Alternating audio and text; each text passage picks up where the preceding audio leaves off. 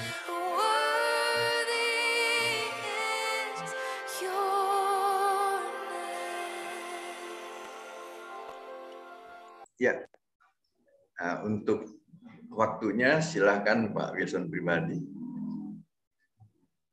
Baik, terima kasih Bro Herianto. Shalom, salam untuk ketemu lagi. Puji Tuhan, pertengahan tahun sudah mendekat, sebentar lagi, tapi puji Tuhan, gerak-gerik kita sekarang sudah lebih lincah lagi. Ya, puji Tuhan, anugerah Tuhan yang begitu luar biasa untuk Indonesia. Kami bersyukur, terima kasih teman-teman. Biarlah siang hari ini, pagi hari ini, kita sama-sama masuk ke dalam renungan, sharing firman Tuhan, yang kita senantiasa rindu untuk mengerti, untuk memahami, dan hanya satu hal, kita ingin bertumbuh bersama di dalam kebenarannya. Amin. Puji Tuhan, mari saya coba mulai mengambil bahan untuk sharingnya. Ya, sudah keluar ya? Ya. Ya. Sudah keluar. Ya, baik. Thank you. Ya. Baik. Rekan-rekan, Bapak Ibu sekalian yang dikasihi Tuhan, sangat menarik topik yang memang sudah dijadwalkan, yaitu tentang Yesus mati dan kebangkitannya. Kalau bicara soal Tuhan kita Yesus dan bicara soal mati, itu satu hal yang pasti, apalagi pihak-pihak yang lain tidak mengerti dan bahkan tidak mau terima sebagai Tuhan, mati, dan sebagainya. Apa juntrungnya ini semuanya itu? Nah, inilah sebetulnya yang menjadi sangat favorite dari apa yang Rasul Paulus sendiri katakan, yang ku kehendaki ialah mengenal kuasa kebangkitannya. Di balik kematiannya ini ada kuasa kebangkitannya, ya kan? Dan supaya aku bersekutu bersama di dalam penderitaannya dan serupa di dalam kematiannya. Puji Tuhan, luar biasa teman-teman. Kita melihat di balik ini semua, inilah yang perlu kita ketahui dengan jelas. Maka itu mungkin kita tidak straight menuju ke kematiannya, tapi kita coba flashback sedikit untuk merenungkan, mengerti siapa Tuhan Allah kita yang begitu ajaib untuk mengenai semua hal-hal ini. Nah, kita tahu Yesus itulah sang kehidupan dan kebangkitan. Yohanes 14:16 mengatakan, akulah jalan, kebenaran, dan hidup. Dialah sang kehidupan itu, menuju ke kehidupan itu. Akulah roti hidup. Inilah proklamasi yang Tuhan Yesus sudah katakan di dalam kitab suci, bahkan Yohanes 11 ayat 25 yang sangat terkenal, akulah kebangkitan itu sendiri. Bukan dikatakan aku nanti yang akan membangkitkan, tetapi aku inilah sang kebangkitan. Ayat yang lain mengatakan, teman-teman, yaitu di hadapannya tidak ada yang mati. Semuanya hidup. Maka itu jangan heran, teman-teman. Kita sudah ada di dalam Dia, itu pasti kita memperoleh hidupnya itu. Luar biasa, puji Tuhan. Dan hidup dan yang percaya tidak akan mati selama-lamanya. Bukan lagi yang dikatakan nanti kapan akan dibangkitkan. Tidak. Biarlah rekan-rekan, Bapak Ibu semua, kenalilah kebenaran ini yang baik. Kita sangat bersyukur dengan segala proklamasi statement dari Tuhan kita Yesus Kristus yang mendahului segala hal yang kita ingin pelajari bersama ini. Selanjutnya, kita tahu mulai flashback apa yang terjadi pada awalnya, yaitu sejak mula kita tahu, yaitu rancangan Tuhan itu menciptakan laki-laki dan perempuan. Tahukah teman-teman bahwa di balik dari semuanya ini menjadikan manusia menurut gambar dan rupanya dimaknai tidak lain kalau selalu kita dimanapun berada, rekan-rekan dan Bapak Ibu semuanya, itu kalau serupa sama dengan saya, itu tidak lain lebih dalam lagi, melangkahnya adalah Tuhan menginginkan ciptaannya laki-laki dan perempuan ini menjadi satu dengannya. Pegang baik-baik pengertian ini. Di balik semua rancangan untuk menurut gambar rupa untuk menciptakan manusia itulah rancangan ilahinya yang dari awal itu ingin menjadi satu dengan apa yang menjadi ciptaan manusianya itu. Maka itu Kejadian 2 ayat 7 mengatakan, membentuk manusia itu dari debu dan tanah.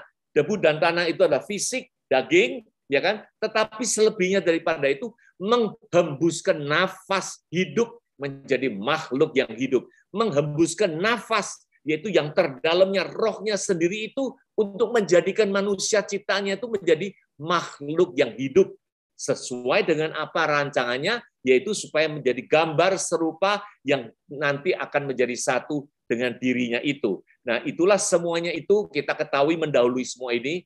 Kemudian setelah itu kita tahu, yaitu ceritanya manusia yang diciptakan itu ditempatkan di Taman Eden. Nah, di Taman Eden inilah keluar perintah Tuhan ini. Ya, tidak lain dikatakan tempat manusia itu Taman Eden, beri perintahnya, buahnya makan bebas, tetapi pohon pengetahuan tentang yang baik dan yang jahat jangan dimakannya, yaitu buah dari pohon ini jangan dimakan, sebab pada hari memakannya pastilah mati. Perintah ini sebetulnya sah-sah dan logis saja, teman-teman. Kenapa? Kalau memang Tuhan itu menginginkan menjadi satu, hal yang pertama yang Tuhan ingin supaya manusia kenal dan ketahui adalah kalau serupa dan segambar dengan dirinya, tentunya semuanya ini sama. Semuanya ini on the tune. Semuanya itu sejalan, sepikir, dan semuanya. Nah, terlepas dari segalanya ini adalah masalah apa, tetapi keinginan inilah diutarakan supaya manusia yang diciptakan ini mematuhi apa yang dikatakan itu, karena kehendaknya itu adalah menjadi satunya ini. Tetapi apa yang terjadi kita tahu semua, tergodalah yang terutama oleh Hawa karena keinginannya itu, karena melihat buahnya itu baik dan akhirnya dimakan. Pelanggaran terjadi dan jatuhlah mereka di dalam dosa. Nah, mengawali dari pemahaman ini semua, biarlah kita tahu karena ada foretold story-nya ini terlebih dahulu, sehingga kita tahu rancangan Tuhan ini terakhirnya itu bagaimana, jalannya bagaimana. Mari kita simak bersama-sama, rekan-rekan dan Bapak Ibu semuanya. Nah, kita tahu satu orang punya dosa itu dikatakan dalam Roma 5 ini telah masuk di dalam dunia ini oleh hanya satu orang, yaitu Adam. Telah menjalar ke semua orang, telah menjalar semuanya ini dosa. Karena apa? Turun-temurun, dan semuanya ini, semua bibit, benih ini semua sudah turun-temurun, dan semua manusia, Adam bagaikan manusia yang pertama ini, akhirnya menjalar ke seluruh dan ke semua orang. Inilah apa yang terkutip di dalam ayat-ayat firman Tuhan ini. Sedikit tambahan, rekan-rekan dan Bapak Ibu semua, tidak usah dicatat, ini semua bahan ada, dan tentu nanti dari panitia, dari CCM, dari Pak Heriadi, Pak Paruntungan akan sharingkan semuanya. Dari situlah supaya kita bisa menelaah lebih detailnya. Saya mengambil inti-intinya dari setiap ayat, bahannya cukup banyak, tetapi biarlah dari itu kalau nanti mau explore, bisa melihat, bisa merenungkan keseluruhannya, dan tidak lain dan tidak kurang, semua tertulisannya adalah ambil kutipan-kutipan dari ayat-ayat yang bersangkutan. Nah, kita tahu dosa sudah masuk ke dunia oleh hanya satu orang, tetapi semuanya orang terjalar. Semuanya orang menjadi dosa. Nah, Roma 3 ayat 10 sampai 18 tidak lain mencerminkan dunia manusia ini sebetulnya kayak apa gambarannya. Jangan lupa, teman-teman. Jangan ada yang mau mengaku aku begini, aku begitu. Di hadapannya Tuhan terpaparlah apa yang di dalam ayat ini. Yaitu apa? Tidak ada yang benar. Tidak ada yang berakal budi. Tidak ada yang cari Tuhan. Kalau ini mau dibeberkan tulisannya lebih banyak lagi. Rekan-rekan semua, ini kan hanya mengambil kutipan intinya aja. Semua telah dikatakan pakai kata-kata menyeleweng. Yang dikatakan kita berbuat baik, ini itu berbuat baik mungkin waktu di mana, di pertemuan, di dalam persekutuan dengan ini itu, tapi di lain waktu, di sisi yang lain ceritanya sangat beda. Inilah nature dari manusia yang kita kenal semua, dan tidak berguna dan tidak baik. dan seabrek-abrek dan lain-lainnya. Ini semua tidak seorang pun yang demikian. Nah, mengetahui inilah evolusi yang terjadi sejak manusia dibentuk dan akhirnya jatuh dalam dosa, dan keadaannya inilah menjadi hal-hal yang demikian ini. Sehingga dikatakan dalam Roma 3, segalanya ini semua di bawah hukum Taurat. Ya, dikatakan semuanya ini karena adanya dengan pengetahuan baik dan jahat ini di bawah hukum Taurat ini, semua setiap mulut ini tersumbat. Tadi dikatakan tidak ada seorang pun. Maka itu tersumbatlah semua mulut ini. Tidak ada yang bisa mengeklaim diri manusia itu yang baik itu. Seluruh dunia. Nah, oleh karena itu, sekali lagi, seluruh dunia ini dikatakan dengan kosmos jatuh ke dalam hukuman Allah. Banyak orang yang mungkin berpendapat bahwa ini semua ceritanya hanya menyangkut bangsa Yahudi. Namun di dalam sisipan banyak ayat-ayat tertera dengan jelas. Karena tidak ada orang yang baik ini, itu semua dipaparkan ke seluruh dunia, walaupun itu tertuju kepada bangsa tertentu, tetapi firman ini sudah mengeksposkan semua kebenaran ini kepada seluruh manusia, pun tersumbat mulutnya. Tidak ada yang bisa mengaku kebaikannya itu. Seluruh dunia dikatakan di sini, yaitu dengan bahasa asli kosmos itu, jatuh karena itu jatuh ke dalam hukuman Allah itu. Ingin kita ketahui, rekan-rekan semua, bahwa yang namanya pengetahuan yang baik dan yang jahat ini, yang dari awalnya pohon di Taman Eden yang ada 2 macam itu, apa sih sebetulnya? Inti dari semua ini dasarnya itu apa? Roma 2 ayat 18 mengatakan dengan jelas. Apa yang diajarkan di dalam hukum Taurat itu, yaitu mengajarkan untuk mengetahui mana yang baik dan mana yang tidak. Nah, inilah ajaran di dalam hukum Taurat. Jadi hal-hal yang baik dan yang jahat, inilah identik dengan hukum Taurat itu sendiri. Nah, camkan baik-baik, ketahuilah hal ini semuanya. Sebetulnya kalau kita merenungkan balik, rekan-rekan semua, kalau di awalnya Taman Eden itu pohon kehidupan dan pohon untuk pengetahuan yang jahat dan yang baik itu, very simple and straightforward, and all the solution itu terletak di dalam apa? Dalam pohon kehidupan itu sendiri. Saya renungkan di dalam jalan hidup manusia sekarang ini. Begitu banyak masalah soal baik dan jahat ini, sungguh manusia terjebak ke dalam banyak hal yang akhirnya konflik terjadi karena pemahamannya begini, yang ini dianggap baik, yang itu yang jahat. Bukankah demikian ini semua? Inilah yang digandrungin dunia ini semua. Bahkan di dalam semuanya, jangan jauh-jauh di dalam dunia. Di dalam problema kita punya keluarga sendiri. Saya mengambil pengalaman anak sendiri misalkan. Kita jangan suka membawa perdebatan di dalam yang mana yang benar, yang mana yang salah. Kalau kita mengambil jalan itu suka-suka, nah saya rasakan dan ini pasti juga dialami oleh rekan-rekan semuanya, itu pasti akan menjerumuskan kita ke dalam posisi yang sangat sulit dan tidak ada solusinya.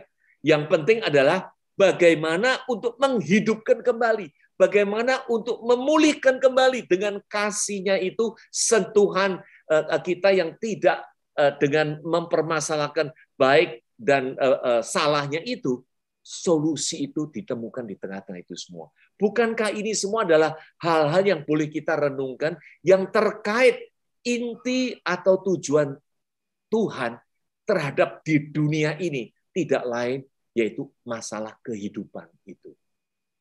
Nah, lebih lanjut teman-teman, di dalam posisi manusia yang terjatuh ke dalam jurang yang begitu dalamnya itu, muncullah Tuhan Yesus ini yang lahir di tengah-tengah dunia ini, apa? Yang penuh dengan kasih karunia.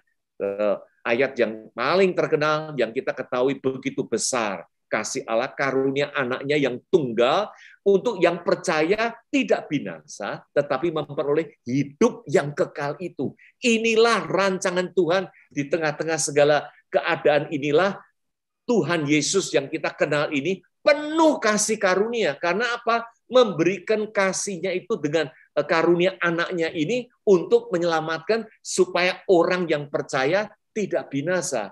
Pertanyaannya, apakah percaya ini nanti tidak binasanya nanti-nanti? Tidak demikian. Coba renungkan rekan-rekan. ini ayat dengan jelas mengatakan pada saat kita percaya, ketidakbinasaan itu kita sudah peroleh. Bukannya menunggu nanti-nanti karena relevan sekali, ayat demi ayat kita renungkan dengan baik, timeline-nya menyangkut hal-hal apa, eventnya yang terjadinya gimana, supaya kita menangkapnya dengan pemahaman yang lebih benar, yang lebih baik. Bahkan Yohanes 1 ayat 14 mengatakan, firman, yaitu Kristus, karena firman menjadi manusia, kita semua ini telah melihat kemuliaannya. Kita semua ini telah melihat kemuliaannya loh, penuh kasih karunia dan kebenaran. Nah, inilah terekspos rekan-rekan semua, Sang Tuhan yang dari awalnya punya rencana ini sekarang datang dan menyatakan diri di dunia ini. Karakteristik background dari Tuhan sendiri ini terpapar dengan jelas bagaimana dari karakter dari Tuhan itu sendiri. Lebih lanjut Yohanes 1 ayat 16, kita semua telah menerima kepenuhannya. Kita semua telah menerima, sudah dikaruniakan, teman-teman. Hanya kuncinya tadi yang dikatakan itu percaya atau tidak. Ini terhadap dunia, ini terhadap semua orang. Jadi bukan lagi yang dipilih kasih atau gimana, bahkan di sini dikatakan kasih karunia demi kasih karunia. Nah, inilah semua apa yang Tuhan lakukan, hadirkan, dan paparkan di tengah-tengah kehidupan kita. Sang Tuhan Yesus Kristus ini kasih karunia demi kasih karunia yang telah dinyatakan di tengah-tengah kita ini. Di balik itu, keterusan dari apa yang menjadi konsekuensi dosa, Roma 6, ini pun semua tahu, upah dosa ini adalah maut. Tetapi kasih karunia Allah ini hidup yang kekal di dalam Kristus Yesus. 1 Korintus 15:56 mengatakan sengat maut itu adalah dosa. Jadi itu semua bersumber dari dosa inilah yang akhirnya menjurus kepada maut itu. Nah, kuasa maut, kuasa dosa ini yang mengakibatkan maut ini, yang seperti apa dipaparkan oleh Rasul Paulus, ialah hukum Taurat. Betapa ironisnya kalau kita tidak mengenal paparan di dalam Taman Eden mengenai pohon kehidupan dan pohon pengetahuan yang baik dan yang jahat, yaitu hukum Taurat itu. Inilah hal-hal terpapar lebih jauh, lebih benar, dan lebih dikenal untuk kita semua ketahui. Maka itu, teman-teman, apa yang menjadi background manusia yang tadi itu tidak lain adalah ketidakberdayaannya.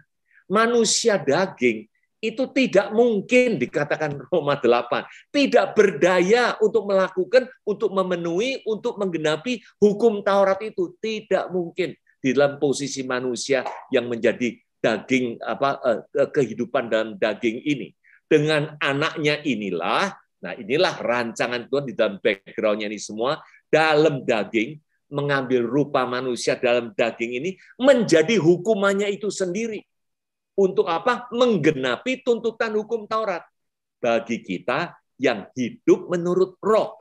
Perhatikan ayat yang terakhir, kata-kata yang terakhir ini penting sekali, rekan-rekan, yaitu apa? Setelah dengan sebagai manusia daging ini, tuntutan hukum Taurat itu digenapi di atas anak manusia ini, anak Allah ini, kita ini sudah diangkat, sudah dikeluarkan, sehingga kita hidup menurut roh. Inilah ayat yang dikatakan demikian ini. Dari sini kita tahu bahwa kita ini sudah memiliki kedudukan yang beda lagi, yaitu dari yang mati itu sekarang udah dipulihkan dan hidup yang menurut roh, yaitu adalah kehidupan itu sendiri. Roma 10 ayat 4 mengatakan, sebab Kristusnya adalah kegenapan hukum Taurat, sehingga kebenaran ini diperoleh oleh tiap-tiap orang yang percaya. Artinya, yaitu bagi setiap orang yang mengetahui bahwa hanya Kristus saja yang telah menggenapi segala hukum Taurat, melepaskan semua dari hukum Taurat, itulah kebenaran kita peroleh bagi orang-orang yang percaya itu. Maka itu dengan itu kita tahu garisnya udah jelas, yaitu garis dari kasih karunia dan garis dari hukum Taurat ini sangat jelas sudah terpisahkan, dan di dalam Yesus Kristus itulah yang satu-satunya yang kita memandang, yang melihatnya itu kita memperoleh kebenaran itu sendiri. Teman-teman, lebih lanjut, apa yang Tuhan sudah rancangkan dan kerjakan setelah tahu keterpurukan manusia, Tuhan tidak hanya memaparkan karakteristik yang penuh kasih karunia itu, tetapi apa yang Dia lakukan. Dia tidak berhenti sampai sana, tetapi Dia lakukan, lanjutkan terus sampai tuntas. Nanti kita akan bahas, yaitu kita ini telah dibeli, lunas, sudah dibayar. Tidak ragu-ragu lagi, rekan-rekan semua, bahwa mengenai hal dosa, kesalahan manusia ini di hadapan Tuhan sudah dibereskan, sudah diselesaikan. Istilahnya dilunaskan segala hutang yang terbeban di atas dosa manusia itu. Maka itu dengan dikatakan kita tidak lagi menjadi hamba manusia, tetapi memuliakanlah Allah. Dimanapun kita berada, biarlah kita dengan penuh syukur, kita merasakan semua kebaikan Tuhan itu, memuliakan Allah, Tuhan yang begitu baik. Tidak berhenti hanya mengetahui keberadaan manusia. Kisah Rasul 2 ayat 26 mengatakan begini, teman-teman. Itu adalah terkutip dari Daud yang mengatakan, aku hanya memandang kepada Tuhan. Dengan memandang Tuhan itu, aku kokoh, tidak akan goyah. Kenapa? Karena aku ini bersukacita, hatiku bersukacita, jiwaku pun bersorak-sorai. Bahkan tubuhku pun menjadi tentram. Bukankah ini yang kita rasakan? Karena apa? Tuhan tidak membiarkan aku terjerumus masuk ke dalam dunia orang mati. Untuk itu kita patut bersukacita. Untuk itu kita bersyukur, terima kasih. Hal-hal yang lain, masalah dunia, itu adalah, kalau di istilah Alkitabnya, adalah hal-hal yang secondary. Tetapi yang terutama, seperti Daud sendiri yang memproklamasikan, yaitu Tuhan begitu baik, aku bersukacita karena tidak dibiarkan untuk terjerumus ke dalam dunia orang mati yang memang karena masalah dosanya itu. Galatia 5 ayat 18 dikatakan, beri dirimu dipimpin oleh Roh, tidak di bawah hukum Taurat. Beri diri dipimpin di sini tidak lain, rekan-rekan, adalah inilah hak yang kita miliki ini diperlukan untuk betul-betul dengan sukarela, dengan kemauan sendiri, dengan betul-betul tulus untuk memberikan diri ini dipimpin oleh Roh, yaitu tidak lagi di bawah hukum Taurat. Maka itu inilah yang menjadi sikap yang penting untuk kita tekankan di dalam setiap langkah kita.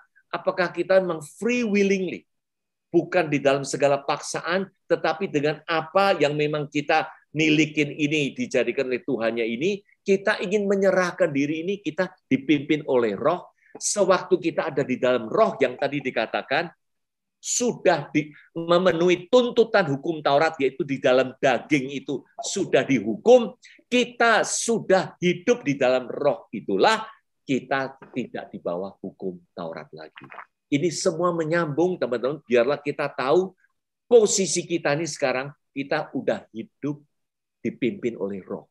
Kita udah hidup di dalam Roh. Kita udah Tuhan udah menyelesaikan tuntutan di dalam daging itu yang menjadi kurban, yang menjadi penggenapan oleh Yesus Kristus itu, sehingga kita sekarang sudah hidup menurut Roh yang tidak lagi dalam hukumannya itu. Nah, lebih lanjut, teman-teman, biarlah kita ini tahu Roma 5 ayat 17. Semua dosa itu hanya oleh karena satu orang, yaitu Adam. Tetapi lebih benar dan lebih besar dan lebih luar biasa lagi kalau hanya karena satu orang ini, kita semua yang di dalam kondisi di mana dosa itu sudah terpapar di seluruh manusia, begitu lebih dahsyatnya, lebih benarnya itu hanya oleh satu orang, yaitu Yesus Kristus memberikan kasih karunia-Nya ini sehingga kita memperoleh hidup ini. Dan oleh karena itu ayat selanjutnya dikatakan, untuk itu kita sudah hidup dan berkuasa di dalam hidup kita ini oleh kasih karunia-Nya Yesus Kristus itu. Beda dengan awal rencana Tuhan, teman-teman. Ingat nggak, sewaktu menciptakan manusia itu ada ayat yang mengatakan, biarlah untuk menguasai bumi, untuk menguasai semuanya ciptaannya, baik di udara, di darat, dan semuanya. Seolah-olah itulah otoritas yang Tuhan berikan kepada manusia. Namun sejalan dengan apa rancangan Tuhan yang selanjutnya, at the end, pada akhirnya, kita pun sekarang hidup dan berkuasa di dalam hidup ini karena kasih karunia oleh satu orang, yaitu Yesus Kristus. Yesus Kristus terlibat sudah dalam hidup ini. Yesus Kristus itu sudah yang menjadikan semuanya ini possible untuk kita hidup dan berkuasa di tengah-tengah jalan hidup kita ini. Perhatikan supaya kita tahu bagaimana Tuhan itu kehadirannya yang unseparable di tengah-tengah kehidupan manusia ini lagi. Bukan lagi yang tersendiri, tetapi ini sekaranglah yang sudah menjadi satu, yang tadi dikatakan rancangan ilahinya yang sejak awal demikian yang sudah ditetapkannya itu. Roma 5 ayat 14 mengatakan, Adam ini adalah gambaran Dia yang akan datang itu. Nah, untuk maknai ini, biarlah kita tahu Adam yang diciptakan dengan Hawa. Kalau Adam ini adalah gambaran Dia, lalu Hawa ini siapa? Hawa ini tidak lain adalah jemaatnya, teman-teman. Hawa ini tidak lain adalah co-partnernya ini. Jadi Adamlah sang suami, Hawa inilah sang istri ini. Dan inilah Adam yang menjadi gambarannya Kristus, yang akhirnya Adam dan Hawa ini menjadi satu suami istri. Inilah yang dikatakan oleh Paulus di dalam Efesus 5 ayat 32. Rahasia ini besar. Karena Paulus menjabarkannya ini, rancangan Tuhan yang terakhir sudah terjadi, yaitu rahasia yang besar ini sudah terbuka, yaitu hubungan Kristus dengan jemaatnya, tidak lain, yaitu sama dengan suami istri, yang sudah menjadi satu. Kata-kata ini semua telak-telak sudah tertuliskan dengan baik, dan bahkan Efesus 1 dikatakan, kita ini telah menjadi satu tubuh dengan Kristus yang tersusun rapi dengan baik. Dialah kepala, kita ini semua adalah anggotanya. Jadi ini tersusun dengan baik, eratnya inilah yang membuat semuanya ini seperti apa yang rancangan awal yang Tuhan sudah nyatakan di tengah-tengah hidup kita ini. Nah, untuk itu teman-teman, maka itu apa yang Tuhan lakukan tidak lain, Dia ini telah mengosongkan dirinya. Filipi 2 ayat 7, 1 Timotius 3 ayat 16, mengosong jadi rupa hamba alamiah manusia. Dibenarkan di dalam roh. Roh Bapa sang roh Allah inilah ada di dalam dirinya yang dibenarkan ini. Dan mengosongkan diri ini menjadi mengambil rupa hamba alamiah manusia. Nah, ini dua dimensi inilah perlu kita pahami dengan baik. Pelayanan Tuhan Yesus selagi masa ada di dunia itu. Biarlah kita lebih mencerna lebih baik untuk mendalami, untuk mengerti semuanya ini. Tidak lain, maka itu rancangan Tuhan itu begitu luar biasa. Di dalam Kejadian 3 ayat 21 pun, Tuhan Allah sudah membuat pakaian kulit binatang untuk mengenakan di atas diri Adam dan Hawa setelah mereka jatuh di dalam dosa. Kita semua udah tahu pakaian kulit binatang yang dimaksud tidak lain adalah pengorbanan yang sudah dirancangkan dengan Tuhan yang akhirnya terjadi di atas diri anaknya sendiri itu yang menjadi korbannya itu. Nah, bukankah ini semua kita menemukan satu alur, satu kebenaran dari awal yang Tuhan sudah rancangkan menjadi satunya itu terpapar dengan jelas dari semua apa yang sudah tertulis dan sudah diberitahukan untuk kita semuanya ini, teman-teman. Nah, semuanya ini tidak lain dengan tujuan apa? Supaya Tuhan Yesus ini anak domba yang akan menghapus dosa dunia. Sekali lagi dunia yang dimaksud di sini adalah kosmos, bukan sekedar hanya menghapus dosa, katakan seperti suku-suku Yahudi saja. Tidak. Mission yang di-carry oleh Tuhan Yesus adalah mendunia, yaitu universal, yaitu secara kosmostik. untuk seluruh manusia. Ibrani 9 ayat 22 mengatakan apa? Segala yang disucikan oleh darah di dalam hukum Taurat itu dikatakan tanpa darah tidak ada pengampunan. Maka itu Tuhan Yesus mengikuti, memenuhi hukum Taurat inilah tuntutan darah ini dikorbankan dirinya sendiri ini supaya menggenapi segala tuntutannya itu. Nah, inilah semua kematian yang sesungguhnya, background dan semua hal-hal yang perlu kita ketahui apa yang terjadi di tengah perjalanan ini semua. Lukas 24 pun mengatakan anak manusia harus diserahkan ke orang-orang dosa dan bangkitlah daripada hari yang ketiga. Interesting enough, teman-teman dan kita semua ketahui, di balik kematiannya ini muncullah kata-kata ini, bangkit pada hari yang ketiga. Tidak berhenti hanya menyelesaikan semua tuntutan darah di dalam hukum Taurat ini oleh anak manusia, anak domba Allah ini untuk menghapus dosa, tetapi selebih daripada itu, bangkit di dalam hari yang ketiga. Luar biasa. Dan di situ dikatakan, maka itu dengan kebangkitannya itu menampakkan diri dengan berbagai tanda. Tanda antara lain yaitu bisa berhubungan bersama-sama, menampakkan diri kepada murid-muridnya, walaupun di banyak hal kita teliti ayat demi ayat, tidak dikenal, dan kita bisa bayangkan kalau dikenal itu pasti itu hanya terpaut 3 hari, yang setelah dikrusified itu pasti babak belur, luka semua, tetapi sewaktu bangkit menampakkan tidak dikenal, bahkan sampai ya kalau kaum wanita itu paling cepat bisa mengenalnya, itu yang namanya Ibu Maria pun dikiranya itu tukang kebun, dan hal semuanya ini kita tahu kebangkitannya itu sudah beda dengan sewaktu masa di dalam menyelesaikan penderitaannya, mati di atas kayu salibnya itu sendiri. Nah, menampakkan dirinya inilah tidak lain untuk membuktikan dia hidup.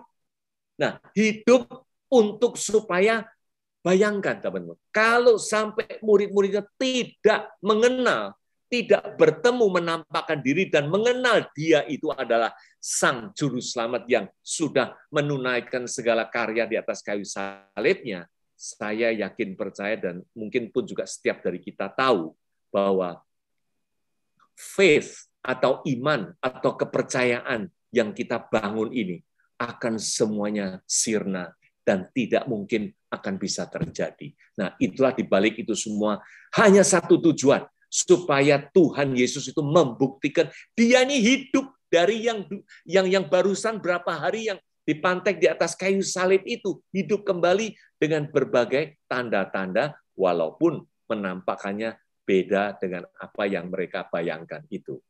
Teman-teman, 1 Korintus 15 ayat 14-17 kita pun juga tahu, kalau Kristus tidak bangkit, sia-sia pemberitaan, karena yaitu tadi itu loh, setelah menyelesaikan dosa manusia, mati menebus, nah seterusnya apa? Kebangkitan inilah seperti tadi yang dikatakan di Filipi 3 ayat 10 yang Paulus gandrungin tidak lain, yaitu mengenal kuasa kebangkitannya. The solution, everything is on the resurrection of Jesus Christ. Itu sendiri itulah yang menjadi sungguh titik pokoknya dari semuanya itu, yaitu tidak sia-sia pemberitaan kepercayaan kita semua ini. Kalau tidak, kita semua ini masih hidup di dalam dosa. Kalau kita tidak percaya bahwa ada kebangkitan itu, kita ini semua masih hidup di dalam dosa karena apa? Terakhir wujudnya, kita tidak memperoleh kehidupan kembali itu. Nah, itulah poinnya di sana. Maka itu kita masih ada di dalam kondisi dosa manusia yang memang akhirnya menjurus kepada kematian, bukan kehidupan itu. 1 Petrus 3 ayat 18 pun mengatakan, dan ini semua pun rekan-rekan semua sudah tahu, Kristus telah mati satu kali. Hanya satu kali, tidak ada yang kedua kali. Hanya satu kali untuk segala dosa kita. Nah, terpapar lagi di sini dengan jelas segala dosa kita, baik apa yang benar maupun yang tidak benar. Yang manusia yang percaya maupun yang tidak percaya. Ini semua mati untuk mereka semua. Perhatikan baik-baik supaya kita tahu begitu besar karya Kristus terhadap dunia ini, terhadap seluruh umat manusia ini, Dan ayat terakhir mengatakan telah dibangkitkan di dalam roh. Kebangkitan Tuhan Yesus itu adalah di dalam roh. Kembali kepada wujud asalnya, kita semua udah tahu. Maka itu bisa muncul di tengah-tengah ruang yang tertutup dan menghilang seketika setelahnya itu. Semua ini adalah menandakan memang dia inilah kembali kepada wujud awalnya, aslinya, yaitu di dalam roh itu yang dia diamin dan kembali kepada kemuliaannya itu. Di awal pelayanan Tuhan Yesus, biarlah kita untuk memahami seluruh rancangannya ini, sudah dikatakan, rohlah yang memberi hidup. Karena tadi itu yang dibuat dari debu, yang daging itu akhirnya jatuh ke dalam dosa. Nah, roh inilah yang memberikan hidup, dan daging sama sekali tidak berguna. Perkataan yang kukatakan kepadamu ini adalah roh dan hidup. Mengacu dan memegang ayat ini, biarlah rekan-rekan semua kita pahami, tidak boleh kita abaikan. Ayat demi ayat harus serasi, tidak ada konflik, tidak ada kontradik. Tidak bisa mengatakan bahwa secara fisik jasmani inilah yang nanti bakal kita terwujud kembali di dalam kebangkitannya. Tidak demikian, teman-teman. Karena itu akan bertentangan jelas sekali, yaitu roh itu yang hidup, daging sama sekali tidak berguna. Ini diajarkan dari awal, biar Tuhan Yesus memberikan pemahaman kepada murid-muridnya. Tinggalkan pemahaman-pemahaman mengenai daging. Tinggalkan mengenai jasmani ini yang sama sekali tidak berguna. Karena hanya roh inilah yang di dalam kekekalannya itu. Maka itu tidak heran. Setelah Tuhan Yesus bangkit, hal yang terakhir yang dilakukan dalam Yohanes 20 ayat 22, ia menghembusi mereka dan berkata, terimalah Roh Kudus. Roh yang awalnya diberikan itu karena putus jatuh dalam dosa, dikembalikanlah ini, menghembusi Roh Kudus ini kepada umat murid-muridnya pada awalnya. Kemudian terjadi hari Pentakost kepada kalangan yang lebih besar lagi, memproklamirkan tercurahnya Roh Kudus di tengah-tengah umat manusia, dan akhirnya menyebar di dalam seluruh kisah para rasul kepada umat-umat yang lain, karena Roh Kudus itu sudah diturunkan, dan Roh Kudus inilah yang memberikan kehidupan, kekekalan di tengah-tengah orang bagi mereka yang percaya itu. Nah, kita coba melihat penjelasannya. He breathed on them and said, receive the Holy Spirit. Inilah ayat yang tadi kita katakan, ini to describe the action of Jesus. Here recall the Genesis 2 verse 7. Yaitu inilah yang dihubungkan kembali kepada awalnya, yaitu kitab Kejadian, sewaktu Tuhan menciptakan manusia, laki perempuan itu menghembuskan napasnya, itu dilakukan kembali di dalam kejadiannya ini. Nah, ini sebagai pemahaman yang kita perlu ituin, dan lebih lagi darah Kristus ini adalah oleh roh yang kekal. Dan kata-kata roh yang kekal ini adalah attach dari apa yang darah yang telah tercurahkan ini, karena menyucikan perbuatan kita yang sia-sia. Di sini dikatakan perbuatan kita manusia ini sia-sia, teman-teman. Tanpa dengan darah Kristus yang di dalamnya itu adalah roh yang kekal ini, perbuatan manusia ini semua sia-sia. Supaya kita dapat apa? Ibadah kepada Allah yang hidup di dalam roh itu. Inilah penegasan demi penegasan kembali seperti Yohanes 11 ayat 25, akulah kebangkitan dan hidup. Inilah menandakan di dalam kehidupan dalam roh yang kekal inilah Tuhan memproklamirkan dirinya sendiri ini. Yang percaya tidak akan mati selama-lamanya. Karena kita ini sudah di dalam tadi hembusan Roh Kudus itu, kita sudah di dalam alamiah roh manusia, dan tidak akan mati selama-lamanya seperti apa yang sudah diproklamirkan oleh Tuhan Yesus sendiri. Betapa bahagianya, puji Tuhan, bersyukur kembali. Tidak ada lagi kita mengalami kematian, tetapi biarlah daging ini, tubuh kita sewaktu kita selesai masa di dalam bumi ini, kita kembali langsung menjurus ke dalam apa? To myself. Yaitu di dalam Yohanes 14 dikatakan, I will come again and pick up to myself, ke dalam dirinya dia. di dalam anggota tubuhnya dia ini masuk ke dalam kekekalannya itu. Bukankah indahnya teman-teman semua ini, Tuhan yang begitu baik, yang sudah merancang segalanya ini dengan baik untuk itu. Dan ditekankan lagi ayat demi ayat 2 Korintus mengatakan, kalau kita menerima ini, dimeteraikan dengan tanda miliknya, bukan pakai hal apa mungkin entah emas perak atau tidak, memberikan karunia Roh Kudus ini dalam hati kita sebagai apa? Jaminan yang sudah disediakan, teman-teman. Puji Tuhan, English word-nya lebih hebat lagi, yaitu guaranteed to give, to provide apa? The deposit.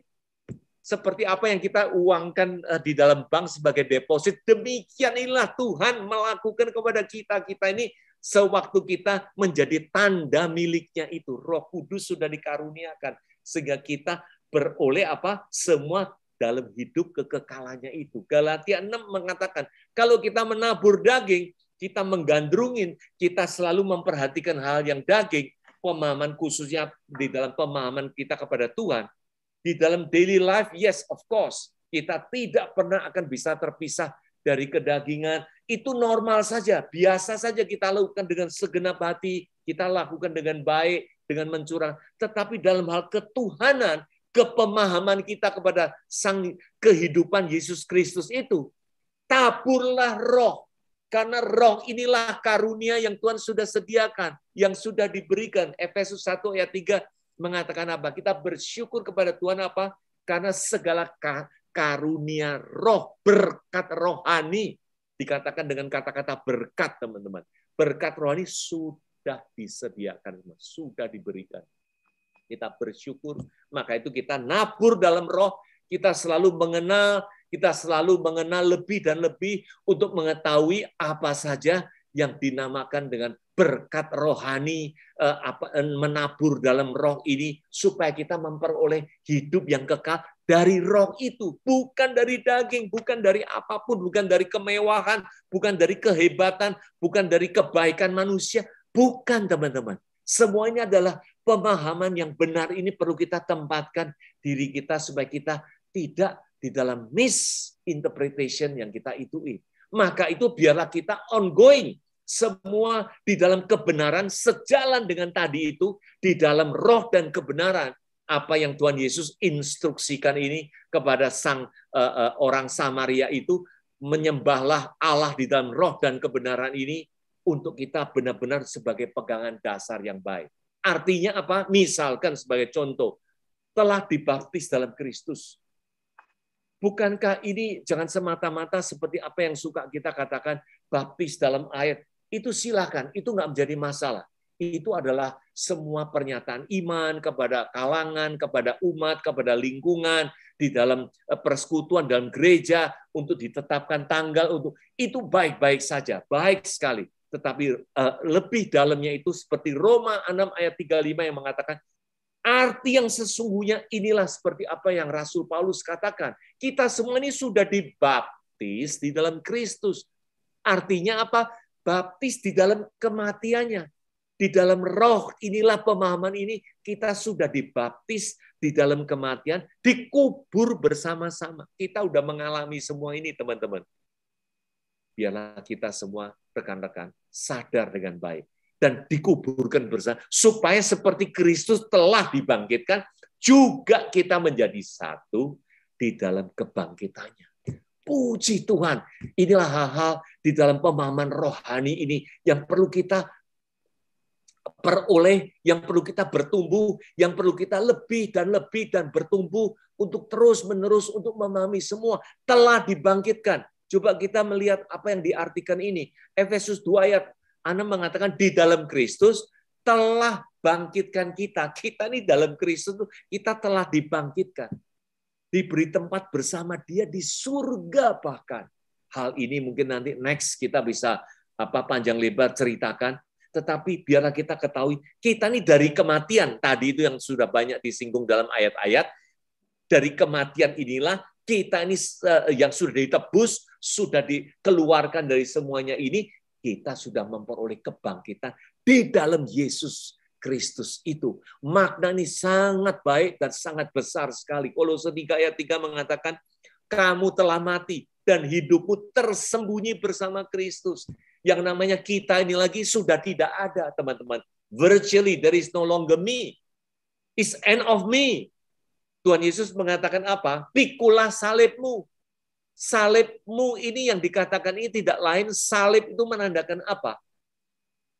The right interpretation, salib itu tidak lain adalah rejection. Tuhan Yesus itu gara-gara oleh karena memproklamirkan dengan segala kebenarannya itu yang menunggang balikkan semua kebenaran pemahaman orang Yahudi, di reject, bukan sekedar di reject, dikucilkan. Kita ini kadang-kadang kalau bercerita sesuatu belum bisa diterima, wah dikucilkan, kita sudah merasa sangat tertekan dan sebagainya. Tetapi tahukah, biarlah kita menjadi renungan yang baik. Tuhan Yesus bukan sekedar dikucilkan. Sampai kebencian itu terjadi. Dipaksa, dituntut, dan betul-betul ditekan. Akhirnya mati di atas kayu salib itu. Nah, inilah yang menjadikan kita ini apa? Berbesar hati, teman-teman. Kita ini telah mati dan hidupmu, yaitu bukan kita lagi. That's why, carry on your own cross means that we have to apa? We have to withstand dengan rejection of the world. Kita ini berjalan dengan baik di dalam kebenaran Kristus ini seperti apa yang Kristus pernah alami dan tidak seberapa kalau dibandingkan semuanya ini. Dan untuk itulah is no longer me, tapi kita tersembunyi, semuanya yang terpapar itulah Kristus. Itulah kebersamaan kita dengan Kristus seperti Kolose 3 ayat 3 yang dikatakan itu. Kolose 1 ayat 13 pun mengatakan, ia telah lepaskan kita dari kuasa gelap, pindahkan ke kerajaan anaknya. Ini adalah hal-hal yang perlu kita pahami. Bukankah ini satu hal penentuan yang Tuhan sudah berikan? Tidak lain itu penghakiman terhadap dunia ini yang Tuhan sudah proklamirkan. Karena apa? Di sini dikatakan kita telah dilepaskan. Tuhan Yesus sudah melepaskan kita dari kuasa gelap, pindah ke dalam kerajaan anaknya. Istilah telah ini bukan nanti-nanti, teman-teman. Penghakiman terhadap dunia ini sudah terjadi. Seperti diperkuat dengan ayat 12, Yohanes ayat 31. Sekarang ini sudah berlangsung penghakiman atas dunia ini. Kita tidak spesifik poin waktu saat ini, tetapi sewaktu pelayanan Tuhan Yesus itulah di periode di mana terjadilah perubahan secara drastis. Apa yang mati menjadi hidup, yaitu penghakiman itu sudah berlangsung. Inilah serentetan pemahaman-pemahaman supaya kita kenal, supaya kita lebih jelas, lebih tahu. Zaman berakhir, yaitu semasa generasi Tuhan Yesus. Yaitu terpapar dalam Yohanes 6 ayat 40. Perhatikan baik-baik. Ini diulang-ulang dari beberapa ayat kalau kita perhatikan. Kehendak Bapa, yaitu melihat anak dan percaya. Jadi setelah kita memberitakan berita Injil yang murni, yaitu Injil Kristus, bukan Injil hal yang lain, bukan Injil aku sudah begini, aku sudah begitu, bukan. Injil murni, it's about Kristus. Injil kasih karunia. Dan biarlah kita on the tune supaya kita berjalan semua. Nah, kehendak Bapak dilihat di sini adalah lihat manusia, lihat anak dan percaya itu beroleh hidup yang kekal. Ada satu tulisan yang kemarin barusan dipaparkan pun menjadi tersentak dalam pikiran saya. Dikatakan gini, kalau kita percaya, kita akan beroleh hidup yang kekal. Perhatikan sehubungan dengan hidup yang kekal beroleh ini. Selalu tidak ada kata-kata akannya, teman-teman. Karena apa? Seketika kita percaya itu, ya kita udah peroleh hidup yang kekal itu. Bukan ada time gap-nya, kapan lagi nanti baru kita akan memperoleh. No, that is an instant basis. That is so good to know that God has provided everything for us at present moment, at instant moment, wherever our belief put in Him. Berarti beroleh hidup yang kekal. Dan, nah ini ada kata-kata penyambungnya yang penting sekali menjadi kehendak Bapa. Dibangkitkan pada akhir zaman. Inilah pemahaman kebangkitan yang perlu kita tanamkan dengan baik Dan di mana kita waktu percaya itu, kita pun sudah dibangkitkan. Mungkin we just only carry the first message, yaitu biarlah kita semua percaya kepada anak dan percaya supaya memperoleh hidup yang kekal. Kapan hidup yang kekal? Oh nanti, sewaktu nanti kedatangannya dan sebagainya, entah kapan. Bukan begitu teman-teman. Biarlah kita memahami sepenuhnya dengan sekomprehensifnya. Inilah di mana kita belajar supaya kita bertumbuh bersama-sama. Di sini dikatakan dengan dan menunjukkan kebangkitannya pada akhir zaman itu. Kembali kita menginjak sedikit pada akhirnya. Apa sih yang dimaksud akhir zaman atau zaman akhir? Di sini supply-nya mengatakan zaman itu sewaktu berakhir, satu periode waktu, yaitu semasa generasinya Tuhan Yesus. Yaitu antara kapan? Antara tahun 30 sewaktu Tuhan Yesus mulai pelayanannya, sampai mengakhiri seluruhnya sesuai dengan apa yang dinubuatkan. Yaitu apa? Bait suci, satu batu, tidak di atas batu yang lain, semuanya akan diruntuhkan. Yohanes 2 mengatakan, itulah yang akan saya rombak, menjadikan tubuhku sendiri. Yang dimaksud ayat dari Yohanes 2 ayat 21 mengatakan yang dimaksud adalah tubuhnya sendiri sewaktu telah bangkit.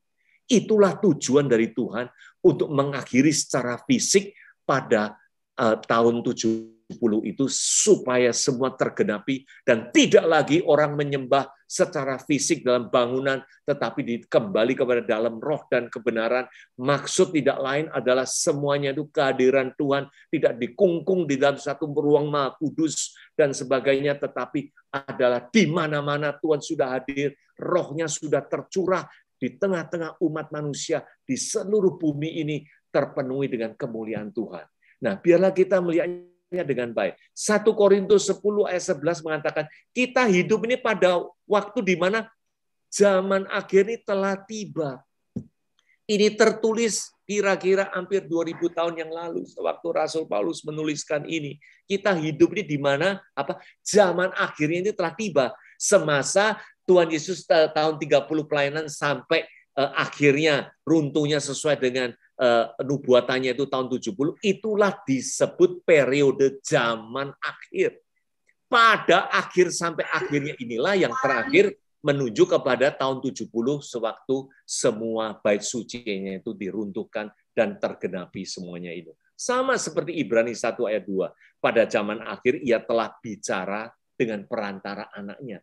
Perantara anaknya muncul periodenya tidak lain, yaitu sekitar generasi Tuhan Yesus, sekitar tahun 30 itu. Itulah menandakan zaman akhir, khususnya bagi bangsa Yahudi, tetapi dimaknai secara rohani untuk semua orang, untuk mengenal, untuk mengerti lebih jelas apa yang tertera di dalam kitab suci itu. 1 Petrus 1:20 pun mengatakan demikian. Ia telah dipilih sebelum dunia dijadikan, baru nyatakan dirinya pada zaman akhir. Ayat demi ayat menunjukkan apa yang dimaksud zaman akhir tidak lain, yaitu semasa generasi Tuhan Yesus pelayani dan seterusnya kemudiannya, dan diakhiri semuanya itu pada penggenapan nubuatan, yaitu hancurnya bait suci. Untuk itu, sebagai konklusi teman-teman, biarlah kita mengacu kepada Kolose 1 ayat 25 sampai 29. Intinya dikatakan gini, aku, Paulus, pun juga dengan kita-kita ini semua, yang sebagai pelayan, bertugas dan dipercayainya, yaitu apa? Meneruskan firman-Nya sepenuhnya. Tertulis dengan jelas sepenuhnya. Bukan hanya bagian pertama saja atau ada kelanjutan, tidak. Firman yang seutuhnya, sepenuhnya kita sampaikan. Yaitu kita tidak menyampaikan saja kepada orang supaya percaya kepada anak, tetapi barang siapa yang percaya pun dibangkitkan. Ini semua menjadi satu paket yang sudah Tuhan sampaikan untuk kita sampaikan. Yaitu rahasianya apa? Tersembunyi abad-abad yang sekarang dinyatakan betapa kaya mulianya rahasia itu. What is that? That is Christ already in you. Christ sudah hadir di tengah-tengah di mana kita berada. Kristus itulah pengharapan kemuliaannya.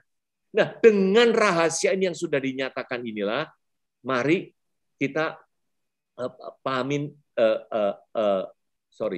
pahamin dengan baik, demikian inilah, kondisi inilah, pemahaman yang demikian inilah yang kita beritakan, yang kita sampaikan. Tidak dengan sebagian saja, tetapi seutuhnya kita sampaikan dalam apa? Hikmat untuk memimpin tiap orang kepada apa? Kepada kesempurnaannya Kristus. Karena Kristus itu sudah sempurna, sudah done everything tetelestai, dan semuanya itu sudah digenapi. Itulah yang aku usahakan, yang kita usahakan, yang kita umatnya yang mengenal lebih dan lebih ini mengusahakan, pergumulkan dengan segala tenaga sesuai kuasanya bekerja yang kuat di dalam aku, di dalam kita semua. Puji Tuhan, terima kasih. Biarlah kita dengan semangat ini menjalankan semua ini dengan tidak pernah akan sia-sia, dan sungguh adalah apa yang Tuhan inginkan. Sebagai kesimpulan, rekan-rekan, kesatu, Tuhan Yesus adalah sang kehidupan dan kebangkitan itu sendiri. Dan oleh kasih-Nya sejak semula diciptakan manusia serupa dengan untuk menjadi satu dengan dirinya itu. Dan membentuk Adam dari debu tanah, yaitu daging, dan menghembuskan nafas roh itu menjadi makhluk yang hidup. Nah, perintahnya kepatuhan inilah yang perlu diikuti karena harus serupa dan segambar dengan Dia. Tetapi dengan tergoda dengan keinginan sendiri, jatuh dosa dan mati. Mati itu diartikan secara roh maupun daging. Roh itu instantly hubungannya terputus. Daging inilah secara gradual, secara alamiah. Ada yang hidup 900, ada yang 700, sekarang pun juga kurang lebih kira-kira di bawah 100. Nah, inilah hal-hal yang terjadi. Nah, dengan itu dosa menjalar kemana-mana. Dunia ini semua di bawah hukumannya. Tetapi Tuhan Yesus, sang kasih karunia ini tercurah melimpahkan kasih karunia melalui siapa? Yesus Kristus Tuhan itu. Zaman perjanjian lama ada nggak kasih karunia? Ada. Tetapi bukan seperti yang diproklamirkan sejak hadirnya Yesus Kristus, yaitu kita melihat kemuliaan demi kemuliaan, kasih karunia demi kasih karunia atas diri Tuhan Yesus yang muncul lahir di dunia, itulah tercurah sang kasih karunia itu. Mengosongkan, ambil rupa manusia untuk supaya kita tahu bahwa menggenapi ketidakberdayaan daging, tuntutan darah itu akhirnya mati menghapus dosa itu. Dan Kristus bangkit, hidup di dalam roh, menghembusi Roh Kudus, biarlah hidup berkuasa di dalam kasih karunia-Nya Dia lagi. Nah, biarlah dari situ kita tidak lagi di dalam pemahaman daging, tetapi hanya dalam roh dan kebenaran tersedia jaminan yang kekal untuk kekekalan kita bagi kita. Nah, zaman berakhir, yaitu semasa generasi Tuhan Yesus, dan terselesaikan semua pada tahun 70. Semuanya ini telah tergenapi. Christ is in you, the hope of glory, pengharapkan semua ini kemuliaannya di dalam Kristus, di dalam tengah-tengah hidup kita semua. Puji Tuhan, teman-teman, rekan-rekan semua, inilah sharing Yesus, Tuhan yang mati dan di dalam kebangkitannya. Tuhan memberkati kita semua. Puji Tuhan. Thank you. Terima kasih. Terima kasih Pak Wilson yang sudah menjelaskan begitu panjang lebar bahwa kita tidak lagi mempermasalahkan baik dan jahat, tetapi fokus kepada kasih dan roh yang sudah ada dalam hati dan pikiran kita. Terima kasih Pak, dan roh itu adalah Christ in you, Christ in us, Christ in me.